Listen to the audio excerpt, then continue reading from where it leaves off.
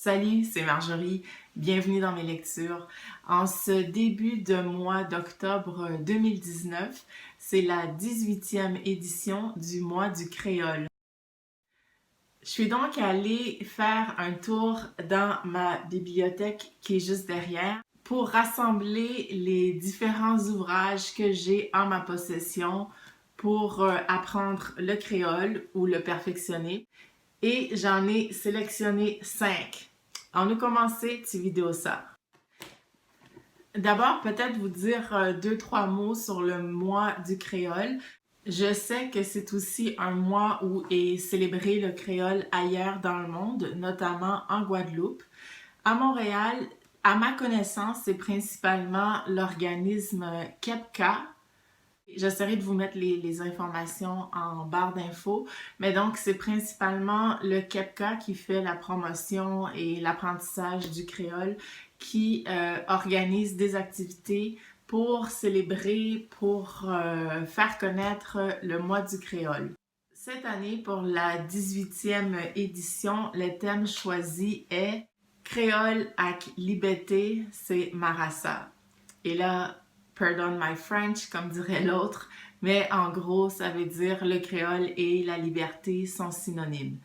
Autour de ce thème-là, il y aura donc plusieurs activités culturelles et j'ai envie de dire multiculturelles, que ce soit spectacle, peinture, chant. Donc, allons-y de mes petits ouvrages chouchous pour apprendre et perfectionner son créole. Bon, d'emblée, je dois faire un disclaimer, comme on dit en bon français. Je ne suis pas créolophone dans la mesure où le créole n'est pas ma langue maternelle. Je suis par contre créolophile dans la mesure où j'aime énormément, j'aime d'amour, comme on dit, le créole. Donc, le créole haïtien, mais à l'instar de tout plein d'autres créoles, s'est construit au fil du temps avec les langues des colonisateurs, donc français, anglais, espagnol, et les langues africaines que les Africains qui ont été mis en situation d'esclave connaissaient, parlaient déjà, et donc ils ont amené avec eux en Haïti, et notamment le Wolof du Sénégal, le Mina, le Fon. Là, on est plus Bénin, Togo, Ghana. Donc, bref, pour moi, le créole, c'est une langue de résilience, de résistance, et c'est une langue qui devrait être connue et partagée par les Haïtiens eux-mêmes et surtout les enfants de la diaspora. Et là, je me compte là-dedans parce que c'est un héritage important qui fait partie de notre identité, de l'histoire de l'humanité en même temps. Donc, assez de blabla, je vous présente mes ouvrages. Mais en fait, c'était simplement pour vous dire que je n'ai pas appris le créole étant enfant. J'ai suivi quelques cours pendant quelques semaines et malheureusement, faute de pratique, j'en ai beaucoup perdu. Donc, mon créole parlé est très limité. Bref, je vous présente Guide de conversation créole haïtien. Tout est basé sur la conversation. Donc, on a la conversation de base pour se présenter. Et tout est créé en fonction du contexte. Si vous êtes à la plage, si vous êtes au marché, si vous êtes au carnaval. Ah, j'avais oublié celui-là. Faire la cour et parler d'amour en créole. Au resto, à la maison, bon, toutes sortes de situations comme ça. Son nom le dit, c'est un guide de conversation. Je vous le recommande fortement. Un incontournable, un bon vieux dictionnaire de Prophète Joseph aux éditions Combit. Le dictionnaire haïtien-français, français-haïtien. Toujours pratique à avoir sous la main. Maintenant, je vous présente deux ouvrages de Gérard Desnoyers-Montes aux éditions Sorica, Montréal, Québec. Alors, le premier, OK Blanc n'a causé, c'est vraiment un livre de conversation en créole qui revoit vraiment, qui part de la base. Donc, les voyelles. En fait, l'alphabet comporte 11 voyelles, 3 demi-voyelles qu'on n'a pas en français et 20 consonnes. Donc, on part vraiment de la base et par la suite, on met ça en pratique avec des conversations.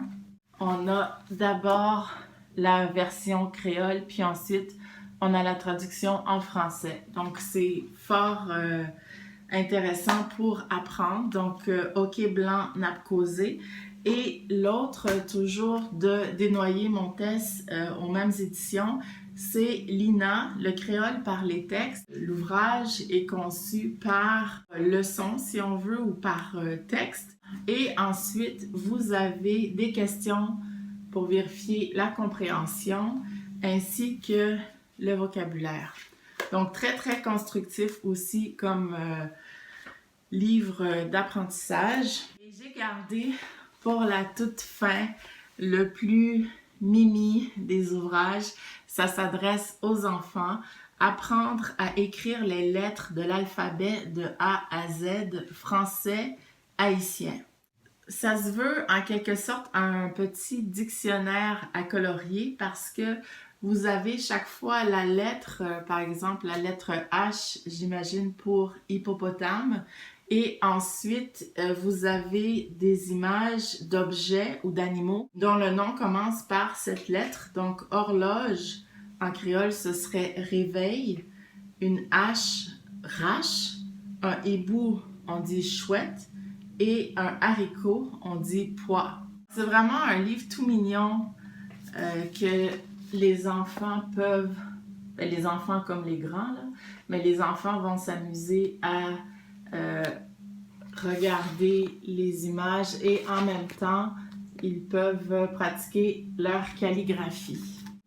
Donc voilà, ce sont les 5 ouvrages que je tenais à vous présenter qui se trouvent dans ma bibliothèque et que je consulte, ma foi, assez régulièrement, en tout cas chaque fois que nécessaire, pour essayer de garder mon créole vivant.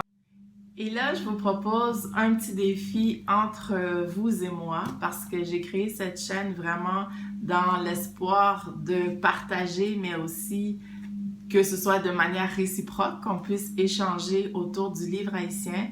Alors, le défi que je vous pose et que je me propose, c'est que si cette vidéo obtient, je vais dire, 30 pouces en l'air, je vous promets de réaliser une vidéo où je m'exprimerai entièrement et uniquement en créole.